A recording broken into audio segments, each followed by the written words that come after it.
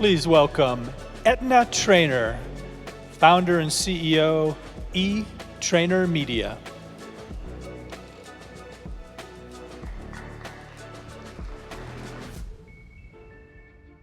Ladies and gentlemen, Salam alaikum. How are you all doing? It's great to be here with you this afternoon and great to be back for this panel. We've covered so many topics in the last 2.5 days. And now we're going to be maybe looking up, maybe looking down, or in fact, maybe just having a look around. You'd never know what I've got with my two guests here who are going to, maybe join me? Sure. I'll sit down there. We're good. Good. We follow instruction well, almost. So thank you all for being here this afternoon. And let me introduce you to a former astronaut. He's back on Earth. It's great to have him here. But he has had a few journeys, maybe a little further than we have. And he's also Business Development Director for NOVs. So Terry Virts is with us. Great to have him here. Terry, thanks for being with us. Thank you. And the Vice President of International Business, also from Lockheed Martin Corporation, Ray Pisellie. Thank you. Thank you. So I don't know about you, but I've kind of often wondered what it's like to go to space. I probably wouldn't be on the first new spaceship out there, and there's been some very innovative aircraft and everything outside in our exhibition area. So, Terry, tell us, is it as cool as we think it is? I think it's even cooler. I'd spent my whole life dreaming about going to space. I grew up with pictures of rockets and an F-16 and galaxies on my wall. And the first few minutes I was in space, I remember thinking, you know, this is amazing. I've looked at pictures, I've seen movies. I expected it to be one thing, and it was a million times better. There's nothing like seeing your planet from outer space. And, okay, so having been there and been back now, and I mean, you must be very excited about, I suppose, the resurgence in interest, because it does sort of feel that it quietened for a few years, and now it's like the race to space is making headlines everywhere. Oh, there's so much going on in space now. There's private, of course, there's military, there's public, you know, telecommunications, there's exploration, government, you know, the new space telescopes, probes on Mars. There was just one launched, the first Arab mission to Mars, so there's lots going on. This is a great time to be in space. Okay. I believe you, I do. Let's see, in terms of the technological innovations and that side of it, Ray. I mean, what do you think is, I suppose, driving the industry now? Well, I think it's always been space that's kind of driven us to reach farther. That's apropos here from a technology standpoint, and creates technologies that didn't exist anymore. But it's very similar, the types of technologies that we need to do space, to analyze the data, is the same as we're using on our terrestrial programs as well. You think about AI, you think about digital twins, which seems to be a big push right now, and then edge computing. So from an AI standpoint, when you have a spacecraft or you have a satellite, the amount of data we grab off that is immense, and analyzing that, you need something like a system that's AI, just to be able to do that with machine learning. At Lockheed, we'd have a system called T-Tori. So on the Orion spacecraft, after a 4-hour test, we were able to analyze 22 billion logical relationships. So think about that type of technology, how we exercise it in space and bring it back to Earth, and then exercise it. And then also, you know, we talk about digital twins. Digital twins help you understand complex systems, help you manufacture, design, but also for existing programs, it helps with predictability of how a mission is going, where do we see an anomaly, and what do we do about it. So it's more real time, it's more all connected. And then edge computing, you know, it's exactly what it says. It's pushing the computing out to the edge, out to the node, out to the satellite, so you get that real-time analysis and be able to make decisions in real time out in space. I get the feeling sometimes that maybe we don't understand as much as we should about what's going on. I feel that way, all the stuff I just spoke about, I should know more about, so. And again, I think we just take it for granted. I mean, but I think we all need to maybe look a little bit closer because there's so much going on. Terry, you mentioned that there are several markets at the moment. Some of them are very lucrative. Some people are investing, some are not. But just give us a feel in terms of what's going on up there that might make it attractive, particularly for investors down here. Right. A lot of times you hear space, but there's really very different sectors. There's exploration, telescopes, probes on Mars. There's no revenue from that. There's government contracts, but you're not going to make any revenue from there. There's very high risk, but potentially high return mining in space. You can go to asteroids, you can go to the moon. That's very expensive, it's going to take time, but if it works, the profit potential is unlimited. There's basic telecommunications, observation, that's kind of a basic amount of revenue you can get, but the area of space that I think is most interesting is in space manufacturing. It's an area that just hasn't been developed that much, and if you can make materials in space like silicon chips, fiber optic cables, even human tissues. We grew human tissues on the space station that can grow, and then you can do transplants with them. So we've done the science experiments to see if it works on the ISS, but if you could ever develop a system that actually manufactures these in quantity, I think that's where there's a lot of money. Another area is launch, and there's a lot of companies that want to get into launch, but if you're going to do that, you're going to compete with Lockheed and the Atlas. But explain launch to him. Yeah. Maybe there's one or two people who don't understand. Well, like build a rocket. Oh, right. Right. Okay, So the problem with that, it's a very saturated field. You're going to have to compete with folks like Elon Musk and Jeff Bezos, who have some spare change to fund their operation. So, you know, the launch, if you want to get into launch, that's going to be an expensive and difficult proposition. But I think the space manufacturing is one area. I'm advising a company on that. It's one area that's not really been developed yet. And we can talk more a little bit about that. Ray, when we look at what governments can do, and we also, you know, coming back to the very focus of this event, invest in humanity. So in terms of whatever we're going to do in space, you know, where do you think, you know, governments or, you know, are there innovative governments out there that are actually doing things that can make sure that this is of value, added value for really the citizens, the residents, for their people? So I guess, yeah, along in the invest in humanity theme for FII, right? I'd say, well, the most pressing issue many people will say on the planet, I don't want to get into a political debate, is climate change, right? Climate monitoring. So I think that's one thing that innovative governments are doing for their people. And then also the proliferation of non-terrestrial, maybe 5G networks. So I'll take it as, you know, climate conditions, climate change, that is one of the biggest national security threats in the world. So you could have satellites that basically monitor the Earth and carbon and basically how the Earth breathes, and then be more predictive about large climate events that might happen. Also help feed people when you talk about agriculture and the cycles around that, city planning. So getting ahead of the climate change, being able to predict it better from a satellite like we have a geocarb satellite that actually monitors that, so you can make plans around it. And then benefiting people, I would say a non-terrestrial way to do 5G. So if you do 5G from a satellite and you proliferate that around the globe, then you don't have impoverished nations not have the access to information. You put education in the palm of somebody's hand that's living in a place that doesn't happen. You also give the ability for someone that's maybe oppressed to be able to broadcast that out of their country where they can't do that normally, right? So it brings a lot of visibility and connectivity into places maybe where it doesn't exist in the past. So for me, it would say climate change, national security threat, feed people, manage the planet. I mean, if you look at migration based on that, we have to manage it, right? And then you think 5G, that brings everybody together as a planet and equals out the playing field, I think. And now while we look on Earth here and we look at the problems we have and the challenges we have with climate change, there are also some problems up above too in terms of pollution Yes. of space, so to speak. Talk to us a little bit about that. Yeah, I think this is probably the biggest threat to humanity that nobody talks about, and that's space debris. When I was commander of the space station in 2015, we had to maneuver the station to avoid some debris that a Chinese military test in 2007, so 8 years before, had made this cloud of debris. And every year we have to move the station to avoid that. And that was just one satellite. And we've gotten to a point now where we're launching these mega constellations that you were just talking about, where there's going to be tens of thousands of satellites in different orbits, but still relatively close to the Earth. And the problem is, if you launch something 1,000 kilometers above the Earth, it's there forever. It's like a plastic bottle. It's never going to go away. And it's really hard to clean it up because it's moving 8 kilometers a second. So you just can't clean it up very easily, if at all. And so the debris that we're leaving there is going to be there for centuries, if not thousands of years.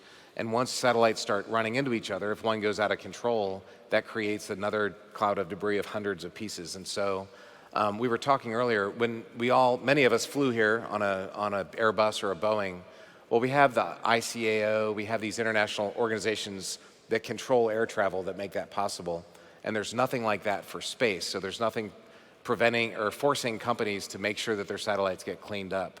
And that's something that today doesn't really make that big of a difference. But if we ever made a big cloud of debris, that would affect us all. The movie Gravity, if you saw Gravity a few years ago, was based on that premise. So that's something that I just think is not being talked about, but... And you can almost envision that. I mean, we can sort of see this stuff. I did envision it. I had to maneuver my spaceship to avoid it, absolutely. I have a follow-up on that. So we have a contract in the United States called Space Fence. Not a fence. That's what I was going to ask you. Yeah. You blew my, you took my line I'm sorry. there. I'm wanted to I'm talk trying to about be the fact- interactive with the astronaut. He has better stories than me. He's building fences up there. Talk about the Lockheed fences. I love this story. So we had a contract with the U.S. Air Force. It's called Space Fence. So it's a satellite and a radar down in, just a radar down in the Marshall Islands. And it monitors all space junk satellites around the globe. And you can go online and see this because it's open source and you can see where everything is. It actually monitors down to the size of a marble of what's in space. So all the space agencies around the world kind of come to us and try to say, okay, if we're going to put something up in space, how do we avoid collision to do that? Now, we haven't solved the problem of how do we get rid of the space garbage, right? But we do monitor it. We have a system that does it. So hopefully the next stages, and I'm not involved in it, would be to do that. Yeah. Please, go ahead. I want to jump in there. So space situational awareness is what we call that. And there's a red phone in mission control in Houston. So if you ever see Apollo 13, there's mission control and the flight director. Yeah. There's literally a red phone that they call us and say, hey, there's a piece of debris, you have to maneuver the shuttle. So knowing where it is the first step. But the follow-on steps are making sure that we don't make the debris to begin with. Because once you make it, it's there forever. So you don't want to do that. I mean, I love that. It's a whole new concept of spatial awareness. I mean, it's the real deal. But talk to me a little bit about, I mean, we look, I think, at, building a future for the younger generation and all of that, and in terms of what education there is. Do you think there is enough in terms of what's going on in space? It's hard enough to get everybody concerned about what's going on Earth. Right. One of the things that's changed a lot, when I was a kid, I loved space, and I would have consumed anything I could, but it just wasn't really there. And today it is. If you have Twitter, you can follow every space mission. You can go on YouTube. So if you're interested in space, you can go out there and learn way more than you could when I was a kid. The problem is, if you're not interested in space, you have no idea what's going on because, our information is so distributed now and it's personalized. And so I think it's important that schools actually make sure that everybody gets at least some basic understanding of space, because it's an important part of life on Earth. And it still does have the wow factor. I mean, I think without a doubt. For me, it does, and I've spoken on all 7 continents in the last couple of years. In China, lots of little Chinese kids show up in their orange suits. They have Chinese flags, not American flags, but they just want to talk about space. Here in the Middle East, little Arab kids love hearing about space. It's the same. It's a universal fascination. Thousands of years ago, people were looking up, I think our stars were named here originally. So there's something in our DNA about space that's fascinating. And from a corporate side, I mean, is there anything, I know it is a business interest for sure, but when you look at, I think the wider knowledge, I mean, do you think it's something that actually we could all do with maybe a quick sort of express trip? I think we have to look beyond our planet. We were talking about this I'll call it the green room, about how we think three-dimensionally, and to your point, we don't look out as far as we can and see the Earth as part of a much larger ecosystem. And we're just a small part of that.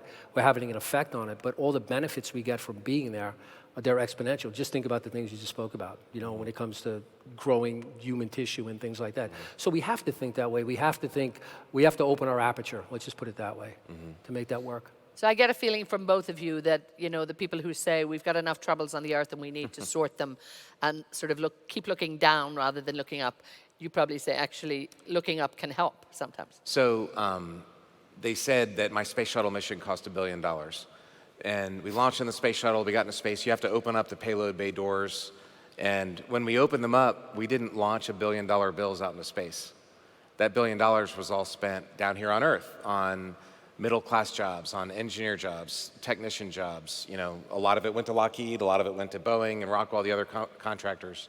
And so the money that we spent in space has a pretty good turnover dividend. And we want to send people to universities to get engineering degrees. But if there's no space program to work in, there's going to be a lot less job for them after university. So there are a lot of tangible benefits. And then, like he was saying, what climate change is coming, and you have communications available. There's lots of benefits from space. Talk to me, Ray, where you see perhaps international partnerships and benefits, to continue the work that you're doing, and particularly in the wider space industry. Sure. Well, partnership, I said I run international for Lockheed Martin, and I would say our whole strategy internationally is partnerships, right? Partnerships with governments, industry, our government partnering with other governments, getting them together. And in the space industry, it's paramount, right? It's not good to try to go far, fast alone. So by building partnerships, it benefits everyone, right? So the technology, if you look across the global landscape, there's 100 some odd countries that have a space. Have space programs now. So some may be nascent, some may be well developed like the United States, but we could all partner in that, right? And it brings the nations together. And if you look at like the Artemis project, going to the moon by 2024, there's a bunch of companies and a bunch of nations working on that together. So if you think about it, industrial partnership, technology partnership, that's good, but also there's a geopolitical aspect of it, right? Because space is, for all of us, it's equal, yes. Right? So we come together, and you talked about the space station. It's a platform for many nations to use, and it creates this kind of geopolitical bonding that I think the world would benefit from. Terry, yes. Well, I totally agree. Partnerships is the key.